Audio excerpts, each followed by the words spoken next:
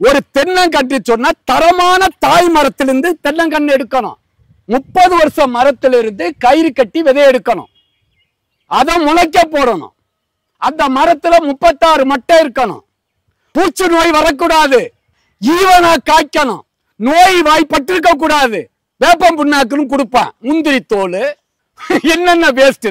அப்ப இயற்கை விவசாயம் செய்யுங்க. அறிவு சார்ந்த விவசாயம் செய்யணும். கழிவுகளை உரமா மாத்தலாம். இந்த சேவை, இந்த இயற்கை உரங்கள், இயற்கை மருந்துகள் எல்லாம், பழச்செடிகள் எல்லாம் பசுமை பூமியில கிடைக்கும். குறைஞ்ச செலவு. கால் சென்டர் பசுமை பூமியில 24x7. அது ஒரு போன் எடுத்து தொடர்பு கொண்டா நீங்க இருக்கிற இடத்திலேயே விதைகள், மருந்துகள், தென்னங்கண்டுகள், பழச்செடிகள், அப்ப அனைத்து பொருளும் எங்கும் உங்க இடத்துக்கு கிடைக்கும். அப்ப ஒவ்வொரு பேரும் பசுமை பூமியை சப்ஸ்கிரைப் பண்ணுங்க.